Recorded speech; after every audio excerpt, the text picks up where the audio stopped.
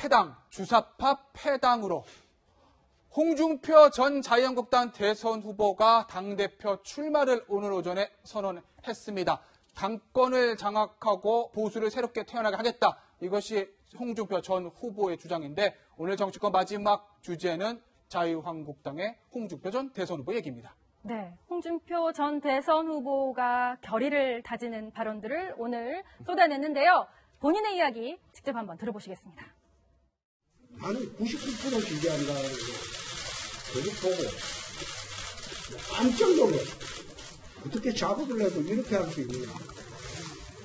또 야당당이 인사청문회에서 반대를 하는 우호적인 여론조사 기관 동원해서 찬성이 더 많다. 이런 식으로 운영하는 정부도 처음 봤어. 결국은 친박 패당 정부에서 주사파 패당 정부로 바뀐 것에 불과합니다. 굉장히 강도가 높은 발언입니다. 친박 패당에서 주사파 패당으로 바뀌었을 뿐 본질적으로 바뀐 게 뭐가 있느냐. 본인의 어떤 존재감을 부각시키긴 하는데 이게 과연 설득력을 가질 수 있는 발언일지도 궁금하네요. 그러니까 그 홍준표 전 대선 후보의 그 발언은 조금 감안해서 들어야 됩니다. 예. 99%라는 것이 전 국민의 99%가 문재인 대통령을 지지한다는 것이 아니고요. 네. 이 갤럽 조사에서 특정 지역에 이제 호남 지역에서 이 샘플 수가 거기는 뭐 1000명을 전국적으로 하면은 호남은 뭐 100명 좀 더 되는 숫자거든요. 네. 그러니까 여기에서 이 99%의 압도적인 지지가 나왔다는 건데 근데 이제 보면은 그 당권을 잡아야 되다 보니까 뭐 친박 패당이다 또는 주사파 패당이다라고 해서 뭔가 이렇게 조어 능력은 좀 있는 것 같아요. 조어 능력이요? 그러니까 말을 만들어서 굉장히 좀 자극적으로 이 사람의 감성을 파고들기는 하는데 과연 저것이 합리적이고 저것이 우리 정치에 좀 필요한 것이냐 이거에 대해서는 약간의 이 논란이 있을 것 같습니다. 네. 그 홍준표 지사 얘기는 그거죠. 그러니까 강력한 대여 투쟁의 구심이 되겠다. 강력한 대여 투쟁이 이 얘기를 하는 거예요. 근데 한번 그러니까 그런 측면이 있어요. 그러니까 야당을 정의하는 그 정의 중에 하나가 뭐냐면 야당의 정의.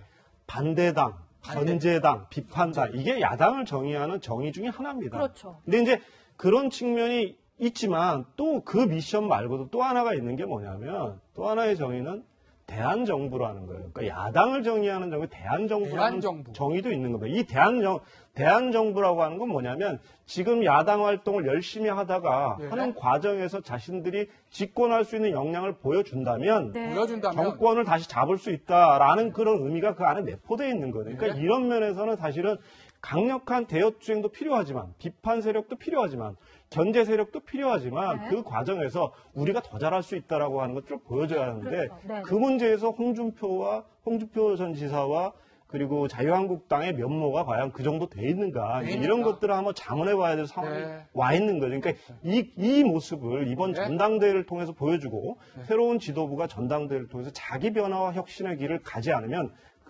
자기 변화 혁신. 대한정부로서의 어떤 면모를 갖추기 어려운 거라고 얘기할 수 있겠죠. 네. 자, 이런 얘기도 했습니다. 홍준표 전 대선 후보. 국정 파탄 세력과 결별하지 않고는 이 당이 살아날 길이 없다.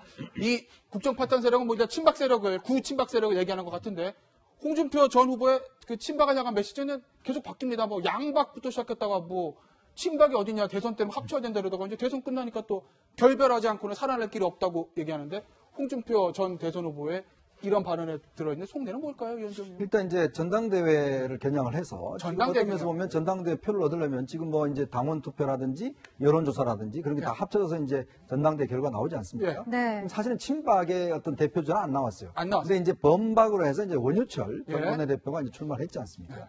그래서 아마 이제 본인은 이제 앞으로는 당 자체 구성 자체를 친박에서 친홍으로 바꾸겠다. 뭐 이런 의지가 분명한 것 같은데 문제는 사실 당의 지금 핵심 세력을 이런 게 사실 친박 세력이에요. 근데 그걸 얻어서 그거와 충돌할 경우에 과연 표를 얼마나 얻을 수 있을지 이제 그런 부분에 대한 좀 계산 자체가 제가 볼 때 좀 애매한 부분이 있는 것 같고 그래서 아마 본인 스스로는 일단 이번 상황에서는 친박을 확실히 눌러야지만이 앞으로 홍준표 중심의 정당을 만들 수 있다. 이런 차원에서 한 이야기인 것 같습니다. 지금 자유한국당 내에서는 내가 돼야 확장성이 있다. 내가 돼야 답이다. 이렇게 얘기를 하는데 보시기에는 도대체 어느 쪽이 당권을 질 수 있을지, 질 만한 자격이 있을지 궁금들 하세요. 뭐 어차피 제가 볼 때는 누가 되더라도 문재인 대통령 화장실에서 웃을 것 같다는 생각이 들고요. 네. 주사파 정권이라고 하는 정도의 막말을 해가지고 중도층이나 이런 사람도 잡을 수 있겠습니까? 제가 볼 때는 네. 오히려 야당에 대한 공격이라든가 규정보다는 스스로 보수 혁신을 하려고 했던 거, 그리고 이 서울에서 강남 3구에서 대선에서 패배했던 이유가 뭔지를 돌아보고 보수 혁신에 경쟁하는 그런 전당대회가 되어야 되지 않겠습니까? 네. 그렇지 않다면 전 국민의 외면받지 않겠나 싶은 생각이 듭니다. 자유한국당의 현재 지지도는 평균 8%입니다. 보수의 혁신, 그것이 자유한국당에게 가장 필요한 것 아닌가 싶습니다. 오늘 정치권 소식은 여기까지입니다. 네, 네 분 말씀 여기까지 듣겠습니다. 감사합니다.